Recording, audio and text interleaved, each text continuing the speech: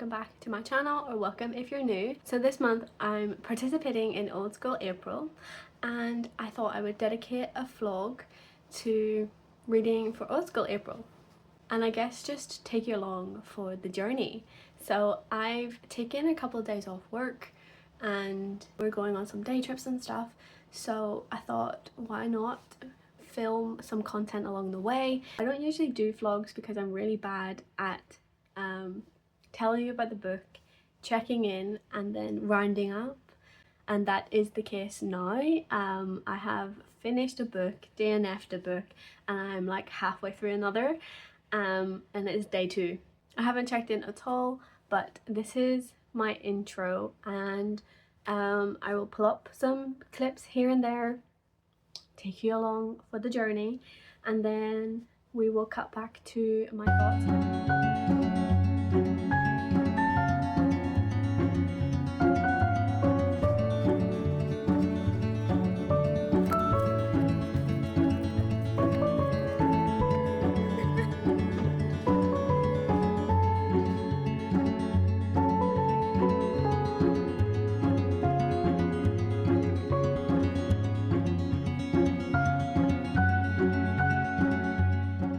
I had started this book before the start of April. I wanted to get a bit of a head start on my April reading because there's a lot of books, there's a lot of pages, and if you've seen that video, which I'll leave in the cards and down below, it's quite ambitious. So I wanted to kind of get started. I did get 30% of the way through, then I read the last 70% yesterday, which was April 1st.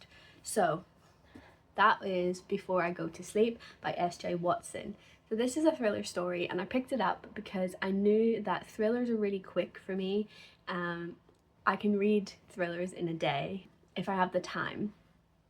And of course this took me 2 days because I read a little bit of it on the 31st and then the rest yesterday. This thriller story is centered around a woman who loses her memories every time she falls asleep. She can keep her memories during the day, but as soon as she closes her eyes and goes to sleep, she wakes up and completely forgets everything, and she thinks that she is a younger woman than she is, and she gets so confused because she wakes up in a bed with another man who is married and she is freaking out. And I think the start of this book was really intriguing because it starts off like our narrator is unreliable because she doesn't know what's going on. She then discovers that she has been keeping a diary, and then it cuts into our diary entries, and so it's very fascinating how it's been written. I will say the person who caused our main character to lose her memories was kind of obvious. It's not that shocking, and I feel like thrillers need to be shocking, or at least thrilling, but I feel like you can kind of call what's going on quite early on, especially in the first half of her diary entries. But it's still intriguing to follow along with Christine as she is reading back her diary and all of the entries that she's put in, so she can relearn her past every day. Obviously with those days she also adds more in, so it's kind of like her piecing together a jigsaw puzzle. There's like one little missing piece, and when we kind of filled it, I was happy for her that she actually got the life that she deserved and that she was being kept from, but I just feel like it wasn't as thrilling as I was hoping, as in the outcome and learning who the attacker was. So yeah, it was still an interesting read. I enjoyed my time reading it. It just wasn't as thrilling as I was hoping it to be, but I still give it 3 stars simply because it was so easy to read, an enjoyable time, and the concept of it was really intriguing. So yes, so Before I Go to Sleep is my 3-star read for the start of this Old School April. It doesn't fit many prompts. I think I filled 3 prompts with this book. Then we moved into a book that I put on the list because it's been sat on my shelf for practically a year, I think, and I didn't really like Christopher Ransom as an author, so when I got this in Abominable, I was like, right, it's April now, I'll just put it on because it's an old book and it'll get me some points if I read it. And this Birthing House, unfortunately, I do have to say I DNF'd it. I got about 60 pages, maybe 70 pages in, and it's just boring. I couldn't care less about this plot. The writing style is not great and there's not much substance to it. I was hopeful because it was going to be like a gothic story with a haunted house setting. It had so much potential, but I just couldn't connect with the writing, so I DNF'd it quite quickly, so I can move on to other things that I would enjoy. So I don't get any points for this book because I didn't read 100 pages or something, so yeah, I just quickly DNF'd it because it just wasn't good. When I checked on Goodreads, a lot of people were giving this 1 and 2 stars, so maybe it's a good thing I DNF'd it so quickly. Quick coffee break. If you couldn't tell, I am part of the Beetlejuice bunch for Old School April. I've got my iced blueberry coffee in my Beetlejuice mug. It is my second coffee of the day.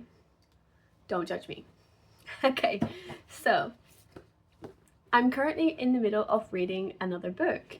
So whenever I DNF'd the Birthing House, I picked up the Cotton Candy Massacre Part Treats.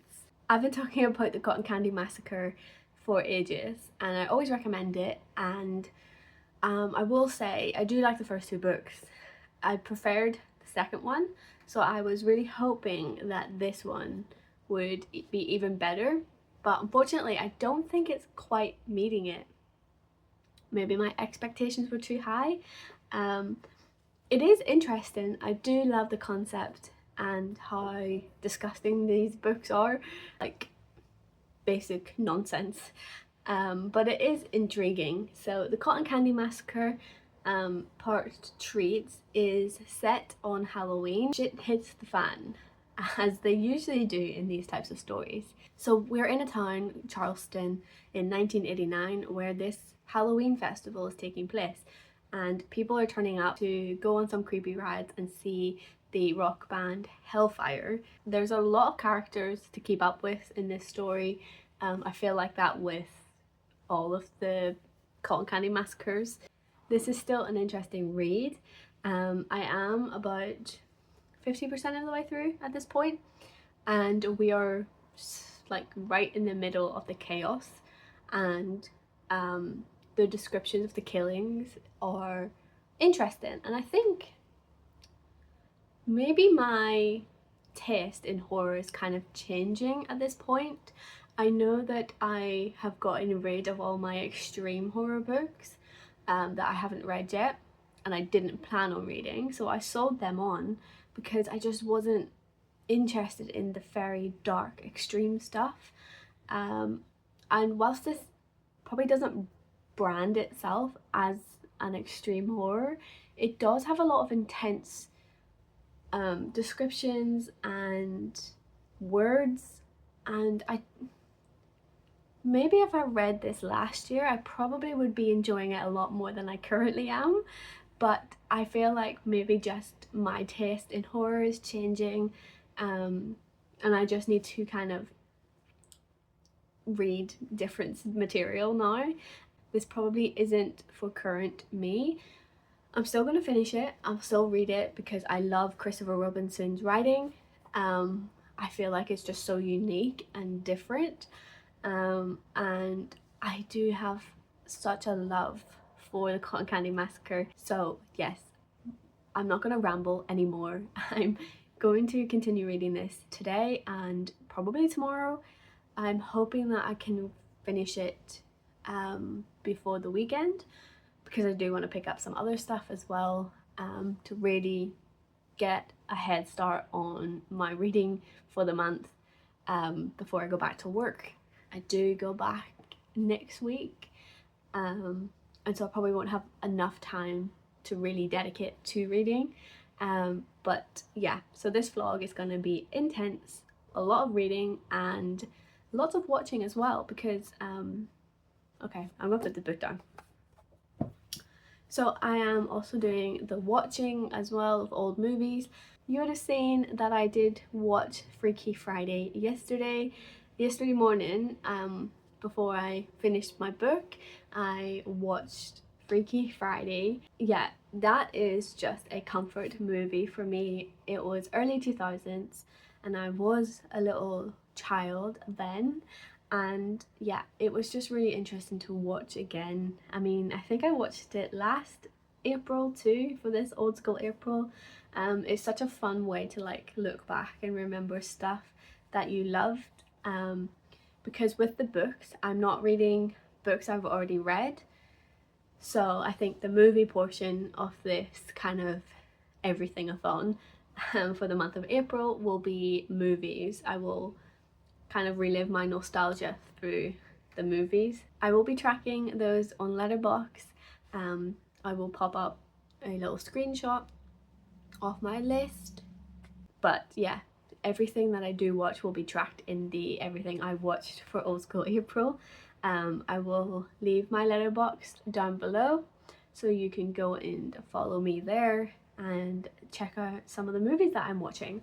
So yeah, that is where I'll be tracking what I watch, and then obviously on Goodreads as well you'll see the books that I read, and what I read them and everything, if you don't want to wait for any videos. The plan for the rest of the day is to watch another movie, read some more of the Cotton Candy Massacre, and possibly start a new book tonight. I'm not entirely sure what that's going to be.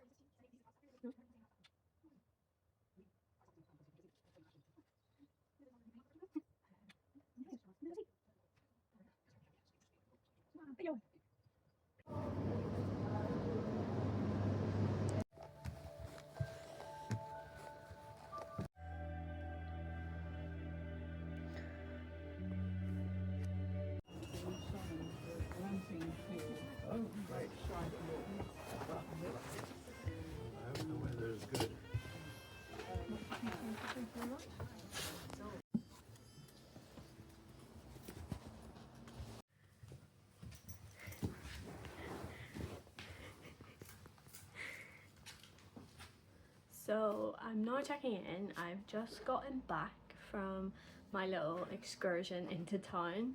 I also went to a little cafe down in Stockbridge in Edinburgh. That's where I went to do most of my book shopping. So yes, I checked out a little cafe there, grabbed myself a really nice like little toasty, and I also finished the Cotton Candy Massacre Part Treats. It's not the best book that I've read from this series. I have given the other two 5 stars and was really hoping and praying that this one would be also a 5-star, but I think that maybe my taste is just changing. I think I mentioned that in my last clip about this book. I didn't really enjoy this one as much as the other ones. For me, the first half of this book was a struggle to really get into, but then we get into it in the second half with the usual utter chaos and comfortable, uncomfortable, like, you know, the violence side of things that we're used to in the Cotton Candy Massacre. And I really did enjoy when it got to that point, and the fact that there is some callbacks to the first couple books, and how everything is like interconnected. It was pretty cool for that reason. but I'm just finding myself that I don't care enough anymore. I feel like it's getting dragged out. It is a cult favourite, like lots of people who read indie horror are loving this, and I think I'm one of the minority who's giving this 3 stars rather than 5 or 4. I feel like I can't give it any higher than a 3 because my enjoyment kind of wasn't there the entire way through. I'm losing interest in the characters. There's a lot to keep up with as well. You're having to remember characters from the first and second one, as well as being introduced to even more new characters in this one.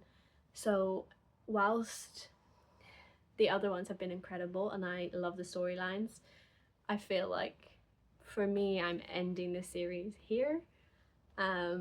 This one has ended with a 3 star for me. I would really recommend picking up the Cotton Candy Massacre or Part Treats, but yeah, my interest in this whole world is ended.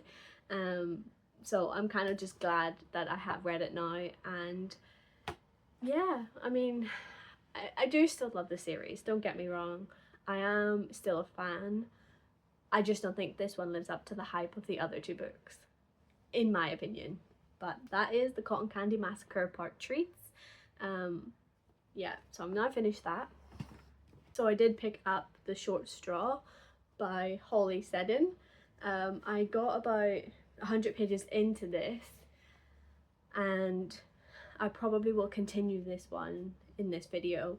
This is a thriller story with sisters who are kind of trapped in a mansion that they escaped from in previous years. One of them has to leave in order for everyone to survive, and you're learning the story of their past and their mother's history, as well as the current day and the current struggles that they're in during this storm. Like, a lot of secrets and things like that are going to be uncovered. Currently, I would say I'm not that interested in what's currently happening, but I'm hoping that the story picks up a little bit now. I'm 100 pages in, getting close to like the midpoint, so it's just started to pick up a little bit, and I will check back in with you when I'm a little bit further of the way through this book, and like tell you my thoughts and everything else. So yeah, that's all I have to say right now. I will check back in soon.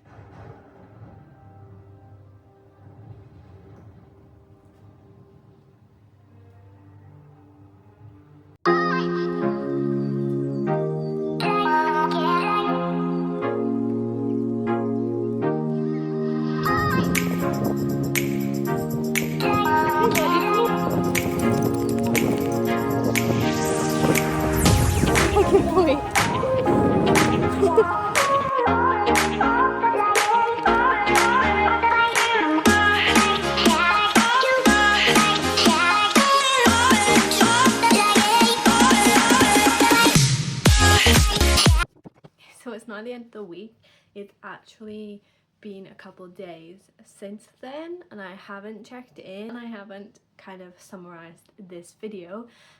Like I mentioned, I am really bad at doing vlogs because I just go about my day and I forget that I am filming and I need to update you. So this is going to be the end clip, but I do have some books to tell you about.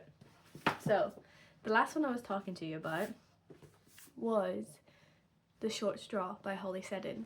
This is a thriller.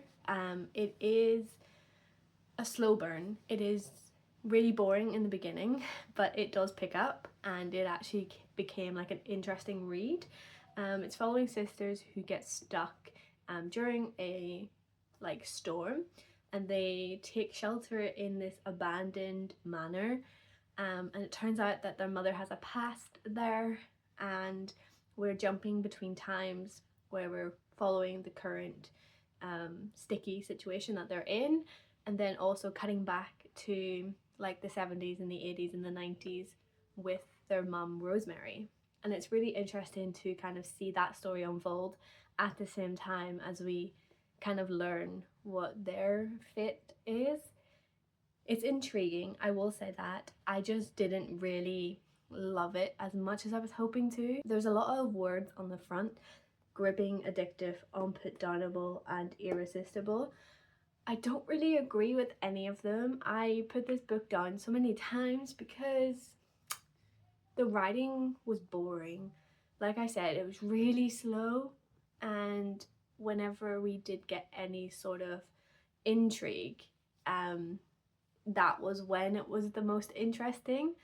But then the rest of it I was just a bit bored with. I'm glad I've read it, and it's not one I'm going to keep for my shelf. So yes, this one will be going, and I'm glad I have read it now. And finally, I picked up Fire Watching by Russ Thomas. This is a story that is following the discovery that a body was in a bricked up wall, and so it's following that kind of crime. They think that this person was bricked in whilst being alive, and you're definitely following that sort of mystery side. I DNF'd this book. I couldn't connect with this writing style. I found it to be really boring.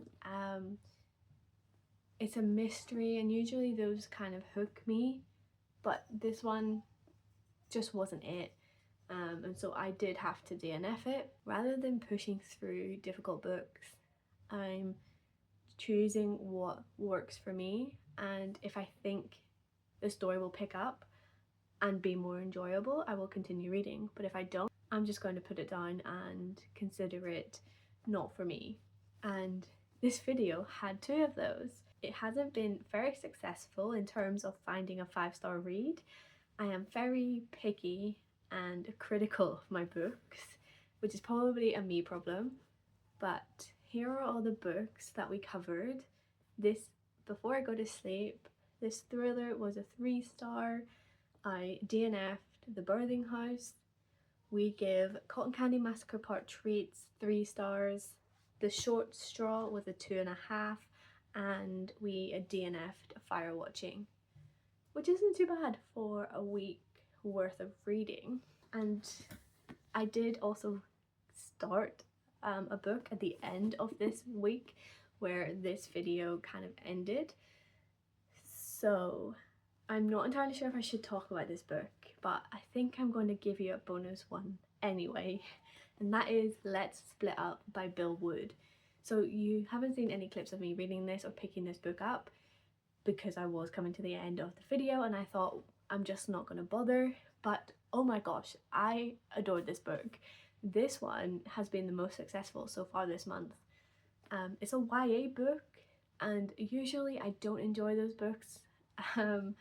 I really did love reading this. It had your kind of Goosebumps Fear Street mixed with Scooby-Doo, and yeah, just that wholesome vibe whilst also being a slasher story. So we're following a group of children. I mean, they're teenagers, so we're following a group of teens who band together and they try to solve this mystery where a couple of their classmates have been murdered at an abandoned building. It's like a big manor house, and they think there's a ghoul, the ghost of the past owner, who is coming back and causing mayhem. So they go to investigate, and of course they do split up whilst they were there, and lots of stuff happens to them.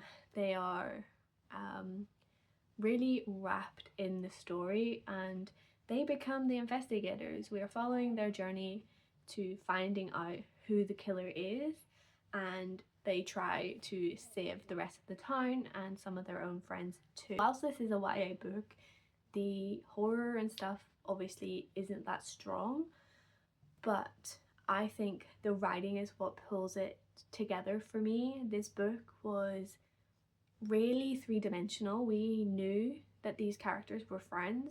They constantly were acting like teens. So I think that it does kind of play into that realism whilst also being supernatural. And yeah, I really love the mystery. Also is really gripping because you're like, well, who is it? What's it going to be?